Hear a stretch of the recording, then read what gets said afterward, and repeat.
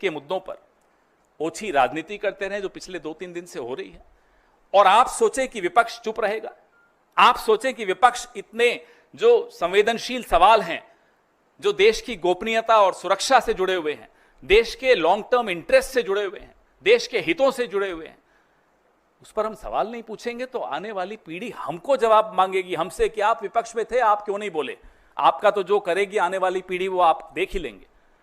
हम ये सवाल पूछेंगे, आप हमारा मुंह नहीं बंद कर सकते, और अगर हम नहीं पूछेंगे तो पहलगाम, पुलवामा, इस तरह की घटनाएं होती रहेंगी, क्योंकि आप तो नाकारा निकले, इस तरह के काम करते हैं आप। तो ये कांड है, काम नहीं है, और ये कोई आज की बात नहीं है।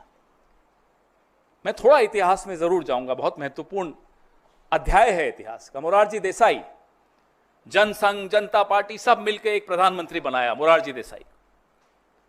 मोरारजी देसाई ने, और ये रिकॉर्डेड हिस्ट्री है, कोई हवाबाजी व्हाट्सएप यूनिवर्सिटी और ये आईटी वाली ट्रोल नहीं है, रिकॉर्डेड हिस्ट्री है। मोरारजी देसाई ने फोन उठाकर जनरल जियाउल हक को कहा कि हमें राव वालों ने बताया है काहुता में आपका न्यूक्लियर क्या तैयारी चल रही है। पूरे डिटेल रॉ के हमारे जो इंफ्रास्ट्रक्चर था पाकिस्तान में, जो हमारे कैंप्स, वो सारा बता दिया उनको। कुछ हफ्तों में, हफ्ते भी नहीं, कुछ दिनों में हमने इतने रॉ के लोग गंवा दिए वहां, उनको पाकिस्तान ने गायब कर दिया, मार दिया, क्या किया हमें नहीं मालूम। और जो दशकों की मेहनत थी रॉ की, वो मोरारजी देसाई के जियाउल हक को एक फोन कॉल में खत्म कर दी।